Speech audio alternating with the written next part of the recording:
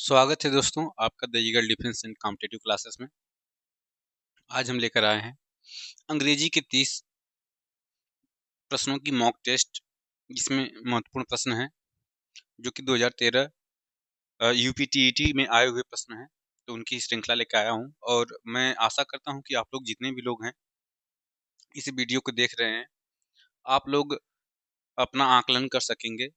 यहाँ पे हर प्रश्न के 4 विकल्प दिए हुए हैं। उन विकल्पों में से एक सही है। पहले उसको आप अपने से करने का प्रयास करिएगा, उसके बाद हम उसको करेंगे। और हम लोग टाइम टू टाइम अपना आकलन भी करते रहेंगे, सेल्फ असेसमेंट। ठीक है, तो चलिए चालू करते हैं। जो हमारा पहला प्रश्न है अंग्रेजी का दिया है कि परीक्षार्थी निम्नलिखित वाक्य के प्रश्नों के उत्तर केवल तभी दे यदि उन्हें भाषा अच्छा, अगर आपकी अंग्रेजी भाषा है तब। एडजेक्टिव ऑफ द बॉडी, तो देखिएगा कॉर्पोरल मतलब होता है शारीरिक। अच्छा, एक मिनट। हाँ, करें adjective of the body. Body का एडजेक्टिव क्या होगा? 4 ऑप्शन दिया है, कॉर्पोरल दिया है, बॉडीली दिया है और कॉर्पोरियल दिया है। ऑल ऑफ द एबव, सभी दिया है, ऊपर के सभी। तो इसमें 4 ऑप्शन है, इसका आप लोग आंसर कमेंट बॉक्स में बताइए। सबसे पहले अपना आंसर दीजिए, उसके बाद चेक करिए कि आपका सही है कि गलत है। तो देखिए, जो बॉडी होता है इसका मतलब होता है शरीर। ठीक है, जब एडजेक्टिव बनाएंगे तो इसका जो विशेषता होता है वो शारीरिक होता है। क्या होता है? शारीरिक। ठीक है, अब कॉर्पोरियल मतलब भी यही होता है, कॉर्पोरल मतलब भी होता है, बॉडली मतलब होता है। इसलिए ऑप्शन डी हमारा क्या हो जाएगा? सही हो जाएगा, ऑल ऑफ द अबव। तो जिन लोगों का सही है कमेंट में जरूर बताएं। अगला प्रश्न है कि एज अनस्टेबल एज। ठीक है, इसमें अप्रोप्रिएट भरना है। वाटर, वाटर स्टेबल होता है कि अनस्टेबल होता है? म्यूल, खच्चर। मरकरी, मरकरी मतलब पारा। एयर मतलब वायु। तो देखिए अनस्टेबल होता है पानी, तो यहाँ पे ऑप्शन ए हो जाएगा हमारा सही। तो एज अनस्टेबल एज वाटर। चलते हैं अगले प्रश्न पे। अगला प्रश्न हमारा है कि give the one word substitution to the following. Give one word substitution for the to the following. Life history of a man written by himself is called. अगर कोई व्यक्ति है, उसने अपनी हिस्ट्री, अपने जीवन की इतिहास को स्वयं लिखा हुआ है, तो उसे क्या कहा जाएगा? पहला दे रहे हैं कि बिबिलियोग्राफी। क्या कह रहे हैं? बिबिलियोग्राफी। ठीक है, बिबिलियोग्राफी, कैलियोग्राफी, बायोग्राफी और ऑटोबायोग्राफी। तो देखिए बिबिलियोग्राफी और कैलियोग्राफी, जो कैलियोग्राफी होता है लिखावट से संबंधित होता है, बिबिलियो मतलब किसी अन्य चीज से रिलेटेड है, और बायोग्राफी मतलब होता है जीवनी। ठीक है, और ऑटोबायोग्राफी मतलब जब कोई व्यक्ति स्वयं अपनी बायोग्राफी लिखता है, अपनी जीवनी लिखता है, इसको हम लोग कहते हैं आत्मकथा। आत्मकथा। ठीक है, क्या कहेंगे? आत्मकथा। तो इसमें से ऑप्शन नंबर डी क्या हो जाएगा? सही हो जाएगा, क्योंकि जब कोई व्यक्ति स्वयं लिखता है, अपनी स्टोरी स्वयं लिखता है, लाइफ हिस्ट्री स्वयं लिखता है, तो उसे हम कहते हैं आत्मकथा। चलते हैं अगले प्रश्न पे, देखते हैं कौन सा सही होगा। आप लोगों के सामने प्रश्न है कि change the following into the passive voice. Rita writes a letter to him every day. Rita writes a letter to him. यहाँ पे देखिए रीता राइट्स अ लेटर।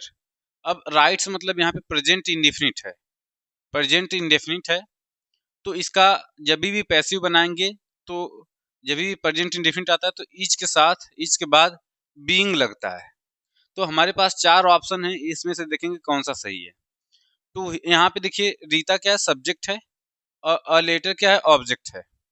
तो जब भी हम लोग पैसिव बनाते हैं तो यस भी ओ, इसी को नियम को फॉलो करते हैं, क्योंकि कोई भी सेंटेंस बनता है तो पहले सब्जेक्ट आता है, फिर वर्ब आता है, फिर ऑब्जेक्ट आता है। इसमें क्या किया जाता है कि जो ऑब्जेक्ट होता है यहाँ पे आ जाता है ऑब्जेक्ट, फिर आएगा वर्ब, जो सब्जेक्ट है बाई लगा के सब्जेक्ट हो जाता है। ठीक है, अब यहाँ पे वर्ब वगैरह चेंज करना हमको सीखना पड़ेगा। जैसे यहाँ पे प्रेजेंट इंडेफिनिट है, तो यहाँ पे हम लोग वर्ब जब लगाएंगे तो इज के बाद बीइंग लगाते हैं। तो इसमें देखेंगे कि इज के बाद बीइंग कहाँ है, और यहाँ पे वाज लग गया तो पहले ही कैंसिल हो गया। वाज ये भी कैंसिल हो गया, इज लिखा हुआ है तो ये हो सकता था, बट यहाँ पे बीइंग नहीं है, ठीक है। He is being written a letter by, एक मिनट, हाँ, अच्छा, इज बीइंग कॉन्टिन्यूअस के लिए लगता है, इज बीइंग कॉन्टिन्यूअस के लिए लगता है, ठीक है, कॉन्टिन्यूअस के लिए लगता है।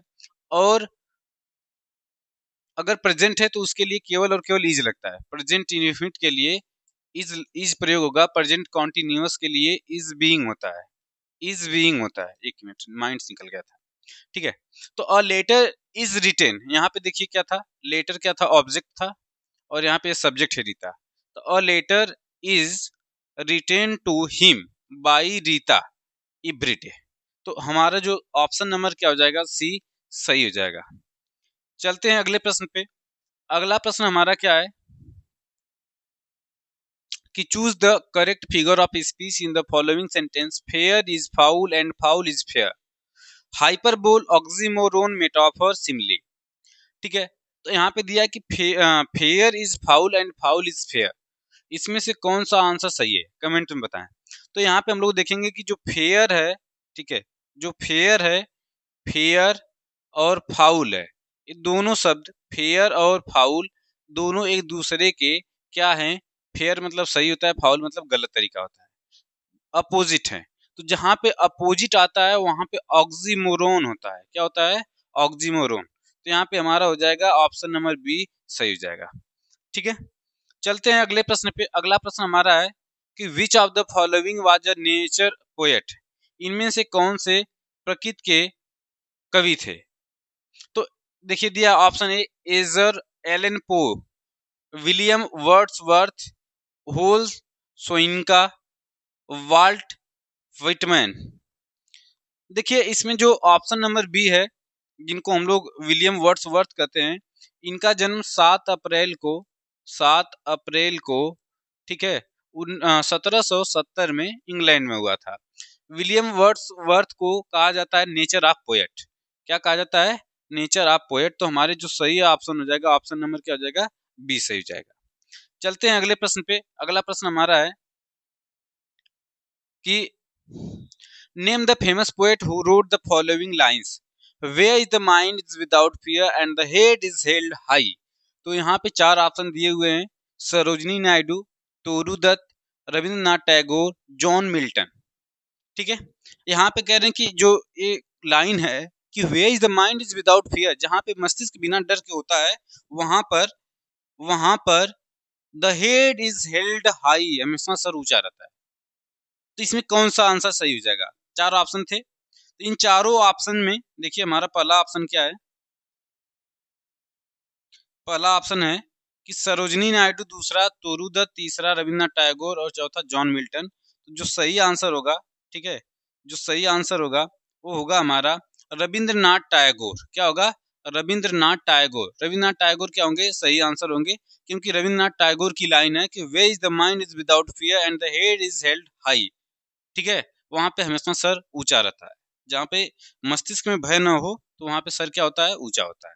अब चलते हैं अगले प्रश्न पे। अगला प्रश्न हमारा है कि name the famous poet who wrote the following lines, where is the mind without fear and the head is, अच्छा ये तो वही था, ठीक है। चलते हैं अगले प्रश्न पे। अगला हमारा प्रश्न है कि the castaway is a famous short story, the castaway is the famous short story written by the which of the following author. अब सबसे पहले जानिए कास्टवे मतलब क्या होता है। कास्टवे मतलब एक ऐसा व्यक्ति जो अकेला रह जाए, अकेलापन, क्या होता है, अकेलापन, कास्टवे, जो समुद्र किनारे या कहीं पे अकेलापन होता है, मतलब व्यक्ति छूट जाए, जो अकेला रह जाए, अकेले सरवाइव करने के लिए रह जाता है, उसको कास्टवे कहते हैं। तो यहाँ पे कह रहे हैं the castaway is a famous short story retain by which of the following author, मतलब किस ऑथर ने इस स्टोरी को लिखा है। पहला है रस्किन बॉन्ड, दूसरा है खुशवंत सिंह और तीसरा है ईवी लोकस और रविंद्रनाथ टैगोर। 4 ऑप्शन दिए हुए हैं, चारों ऑप्शन में सही होगा, सही हमारा हो जाएगा option number D Rabindranath Tagore. क्या हो जाएगा, रविंद्रनाथ टैगोर हमारा सही आंसर हो जाएगा, रविंद्रनाथ टैगोर। क्यों कि देखिए इन्होंने कहानी लिखी कास्टवे, इसमें क्या है कि एक लड़का रहता है, ठीक है, और वह अकेला रहता है।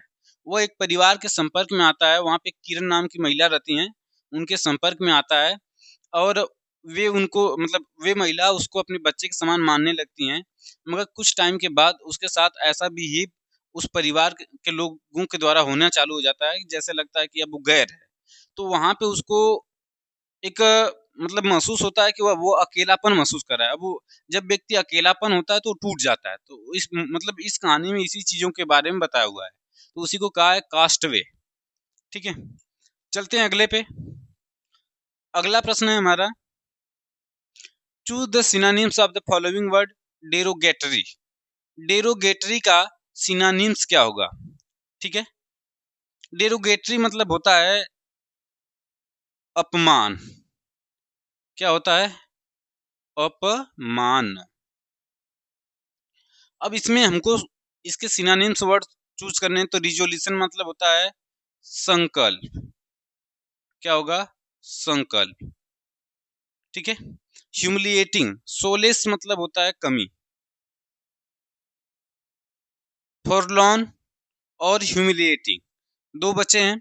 तो ह्यूमिलिएटिंग क्या है? ह्यूमिलिएटिंग मतलब होता है अपमान या तिरस्कार।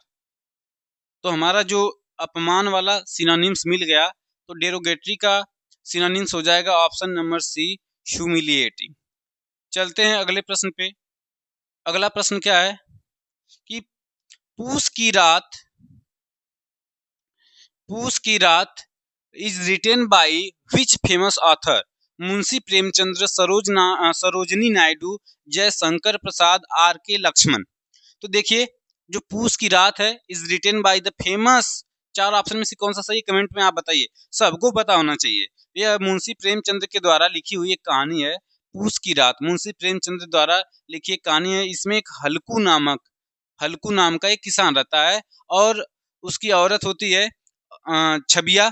छबिया उसकी एक औरत होती है और उसी में एक झबरा करके कुत्ते का नाम होता है। इसमें मतलब जो स्टोरी होती है, हल्कू अपने खेत की ठंड में अपना जो पैसा रखा होता है उसने कर्ज भर देता है और उसको बिना कंबल के ही खेत की रखवाली करनी पड़ती है ठंड के मौसम में। तो एक दिन वो सोया रहता है और उसकी सारी फसल जानवर आके चर जाते हैं। तो कहता है कि कम से कम छुटकारा तो हुआ, अब तो ठंड में हमको सोने नहीं जाना पड़ेगा। तो गरीब व्यक्ति के बारे में पूरी कहानी है यहाँ पे। अब आते हैं अगले प्रश्न पे। अगला प्रश्न हमारा है कि in the given two sentences select the from the answer choice the word which has the same meaning and can be used in the same context as the underlined part of the both sentence। मतलब यहाँ पे जैसे seat दिया हुआ है और adjust दिया हुआ है, दोनों के लिए एक समान वर्ड चूज करना है। तो सबसे पहले हम लोग टेंस पढ़ेंगे। The stadium is so large that can seat more than 200 spectres. मतलब 200 से अधिक दर्शक, स्पेक्टर्स मतलब होता है दर्शक। ठीक है, 200 से अधिक दर्शक उसमें बैठ सकते हैं। Mohan is willing to adjust his to programme accordingly. Mohan अपना जो प्रोग्राम है उसको एडजस्ट करना चाहता है अकॉर्डिंगली, अपने अनुसार। एडजस्ट और सीट जब कहीं पे भी, अब यहाँ पे दिया हुआ है एक्मोडेट, होल्ड, गिव प्लेस, अरेंज। तो देखिए, मान लीजिए कि यहाँ पे एक्मोडेट जो दिया हुआ है बिल्कुल सही आंसर होगा। अब क्यों सही होगा मैं बता रहा हूँ। जैसे अगर मैं बात करूं स्टेडियम की, तो स्टेडियम में 200 से अधिक लोगों को बैठाया जा सकता है। ठीक है, अब यहाँ पे वो अपने हिसाब से अपने प्रोग्राम को कर सकता है। तो एक्मोडेट मतलब होता है किसी भी चीज को उसके अंदर समायोजित करना। समायोजित मतलब एडजस्ट करना। तो एडजस्ट के लिए और सीट वहां पे लोगों को बैठाने के लिए, तो जो शब्द सही है वह एक्मोडेट होगा। अरेंज मतलब तो व्यवस्था हो जाएगी, होल्ड मतलब पकड़ना, गिव प्लेस मतलब जगह देना। ठीक है, चलते हैं अगले प्रश्न पे। अगला प्रश्न है कि point out the figure of speech in the following sentence. Integrity is the backbone of the character. अब देखिए, integrity is the backbone of character. जो इंटीग्रिटी होती है वह रीढ़ की हड्डी होती है किसकी? चरित्र की। तो यहाँ पे कह रहे हैं कौन सा, सिमली होगा कि मेटाफर होगा कि एपिस्ट्रोफी होगा कि ऑक्सीमोरन होगा? तो देखिए, सिमली हो सकता था, बट यहाँ पे integrity is the backbone of the character, तो यहाँ पे हो जाएगा आपका मेटाफर। क्या हो जाएगा? मेटाफर। सिमिली में लाइक वगैरह वाले शब्द आते हैं, लाइक, एज, ऐसे शब्द आते हैं, बट मेटाफर में केवल और केवल उसको मान लिया जाता है, इज वगैरह आता है। अब चलते हैं अगले प्रश्न पे। अगला प्रश्न है हमारा कि find out the grammatical correct sentence. व्याकरण की दृष्टि से सही हमको इसमें सेंटेंस चूज करना है। This is the road to go, let us aim to the good, take down his address in your copy, और I wrote to him yesterday. 4 प्रश्न दिए हुए हैं, इनमें से एक सही है। तो सबसे पहले this is the road to go, ये तो गलत हो गया, टू नहीं लगेगा। Let us aim to do good, ये भी गलत हो जाएगा क्योंकि सब्जेक्ट शुरू में होना चाहिए। टेक डाउन हिज एड्रेस, ये भी गलत हो जाएगा। यहाँ पे देखिए सब्जेक्ट से चालू हो रहा है, फिर जो एक सेंटेंस होता है ग्रामेटिकली, सब्जेक्ट के बाद क्या आता है? वर्ब आता है, फिर इसके बाद क्या आता है? ऑब्जेक्ट। तो यहाँ पे आई सब्जेक्ट है, रोट वर्ब हो गया, टू हिम ऑब्जेक्ट हो गया, यस्टरडे मतलब बीता हुआ कल, मैंने उसको कल लिखा था, ठीक है। तो I wrote to him yesterday, तो यहाँ पे ऑप्शन नंबर डी क्या हो जाएगा? सही हो जाएगा। चलते हैं अगले प्रश्न पे। अगला प्रश्न हमारा होगा कि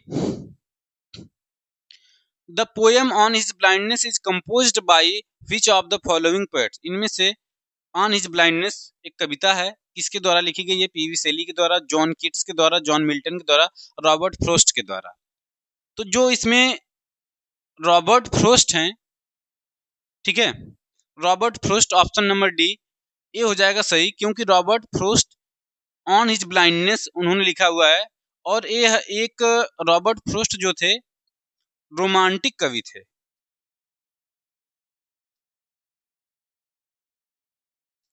रोमांटिक पोएट थे, ठीक है।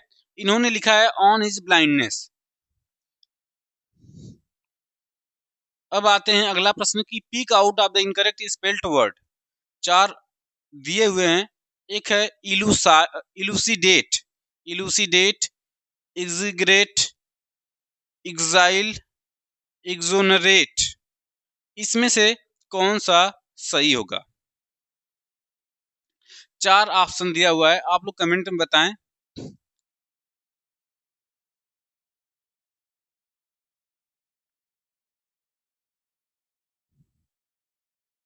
तो जो इसमें से सही होगा, इनकरेक्टली स्पेल्ड, जो गलत है एकदम, ऑप्शन नंबर बी। यहाँ पे एग्जाग्रिएट होता है, यहाँ पे एक स्थान पे ई होगा, अरे आई होगा, आई हो जाएगा, तो वो ऑप्शन नंबर बी क्या हो जाएगा? गलत है। अब चलते हैं ऑप्शन नंबर, अरे प्रश्न number 77, pick out the incorrect spelled word. अब यहाँ पे क्या है कि इन इन ऑनसीडेट, गुलिजिबल, इनफालिबल, इंस्टिगेट, 4 ऑप्शन दिया हुआ है, इसमें से कौन सा सही है? देखते हैं। इनुंसिएट, इनफालिबल, गुलिबल और इंस्टिगेट। तो इसमें इंस्टिगेट होता है, INSTIGATE होता है, तो इंस्टिगेट हो जाएगा। चलते हैं अगले प्रश्न पे। अगला प्रश्न है हमारा कि complete the sentence with the appropriate word, your hand writing should be intelligent, intelligible, intellectual और इंट्रोवर्ट। तो यहाँ पे जो सही शब्द होगा इंटेलिजेंट, इंटेलिजिबल, मतलब इंटेलेक्चुअल, इंट्रोवर्ट, तो ये सब तो तीनों नहीं हो पाएंगे, ठीक है, क्योंकि इंटेलिजिबल मतलब होता है अस्पष्ट। क्या होता है? अस्पष्ट। इंटेलिजिबल मतलब होता है अस्पष्ट, तो तुम्हारी हैंड राइटिंग कैसी होनी चाहिए? स्पष्ट होनी चाहिए, तो ऑप्शन बी हो जाएगा। इंट्रोवर्ट मतलब अंतर्मुखी व्यक्ति होता है, और इंटेलेक्चुअल मतलब जो सभी से बातचीत करे, इंटेलेक्चुअल बोलते हैं उसको। इंटेलिजेंट मतलब आपको पता है कि बुद्धिमान होता है, तो राइटिंग बुद्धिमान होगी नहीं। अब यहाँ पे आते हैं 79 नंबर पे। Give the proper relative pronoun in the following sentence. All glitters is that not gold, is not gold. Option A दिया है विच, दैट, हु, हुम। देखिए विच वस्तु के लिए लगता है, हु भी व्यक्ति के लिए लगता है, होम भी व्यक्ति के लिए लगता है, किंतु कुछ कंडीशन में विच का प्रयोग भी दोनों जगह होता है। अब हम आते हैं कि all which glitters is not gold, which नहीं लगेगा, आल मेटल के लिए दैट लगेगा, all that glitters is not gold, जो भी चमकता है वह सोना नहीं होता है। तो ऑप्शन नंबर बी हो जाएगा हमारा क्या सही हो जाएगा। चलते हैं अगले प्रश्न पे। अगला प्रश्न है कि find out the appropriate meaning of the given word. दिए गए प्रश्नों में आपको क्या करना है कि सही शब्द निकालना है। इटमोलॉजी क्या होता है? एक्ट ऑफ स्पाइंग, जासूसी का कार्य करना। To free freedom from blame, to free from blame, दोषमुक्त होना। लाइकनेस ऑफ अ पर्सन, किसी व्यक्ति को पसंद करना। Study of the origin of the word. तो चार ऑप्शन दिए हैं, इनमें से कौन सा सही है? Option A act of spying, to free from the blame, likeness of the person और study of the origin of the words. इसमें से कौन सा ऑप्शन सही होगा बताएं। तो जो इसमें सही शब्द है, जो इटमोलॉजी होता है, यह स्टडी होता है। स्टडी ऑफ क्या होता है? Study of the origin of the words. तो ऑप्शन नंबर डी क्या हो जाएगा हमारा सही हो जाएगा। चलते हैं अगले प्रश्न पे। अगला प्रश्न हमारा क्या है कि find out the appropriate meaning of the given words in imitable, जो मिटाने योग्य हो।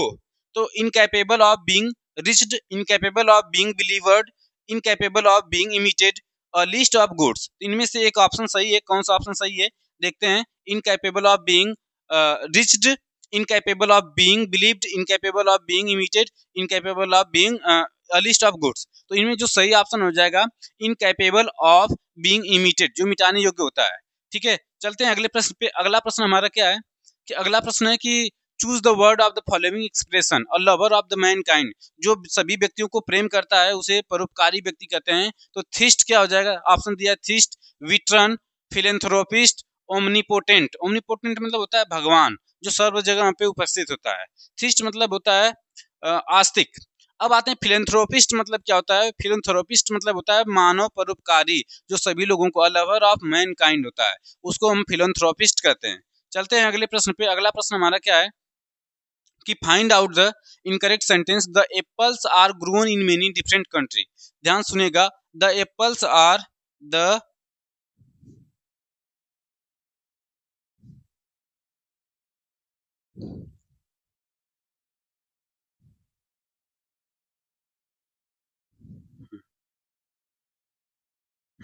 the apples are grown in many different countries. The apples are grown in many different countries. Books are essential to a student. Chess is a game which requires great patience. ठीक है, the Sarmas live at Elgin road. यहाँ पे लगभग लगभग सब सही है, मगर थोड़ा सा मिस्टेक है पहले वाले में कि जो द लगा हुआ है, द जब कब लगता है? जब कोई स्पेशल चीजें होती है। यहाँ पे सारे सेब की बात की गई है कि सारे सेब क्या होते हैं? Grown in many different country. जो सेब होता है अलग अलग कंट्री में मतलब बढ़ता है। तो यहाँ पे द लगा के हम लोगों ने गलत कर दिया है, तो ऑप्शन हमारा क्या हो जाएगा? ए इनकरेक्ट हो जाएगा। चलते हैं अगले प्रश्न पे। अगला प्रश्न है कि find out the incorrect sentence, is this many pen, is this my pen or it's you? We got up at dawn and had breakfast at 9 o'clock. We have a holiday on Christmas. Come back in hours time. In an hours time. देखिए is this my pen and or it's you, यहाँ पे question mark है। सही है। We got up at dawn, हम लोग morning में जग जाते हैं। And had breakfast at o'clock, और 8 बजे करीब खाना मतलब नाश्ता करते हैं। We have a holiday on Christmas, हमारी क्रिसमस को छुट्टी है। Come back in an hours, 1 घंटे में वापस आ जाओ, 1 घंटे के समय में।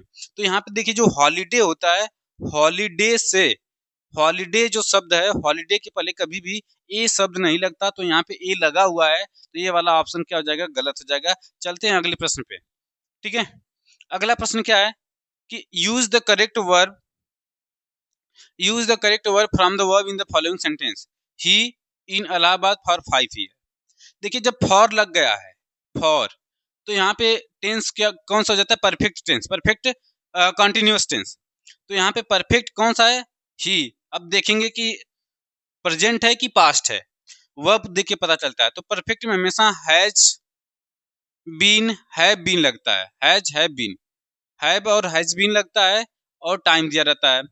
या तो देखेंगे तो ही के साथ क्या लगेगा, हैज लगेगा कि हैव लगेगा, तो यहाँ पे ऑप्शन बी में हैज दिया हुआ है, तो ऑप्शन बी क्या हो जाएगा सही, he has been living in Allahabad for 5 years, सही हो जाएगा। चलते हैं अगले प्रश्न पे। अगला प्रश्न है हमारा कि चूज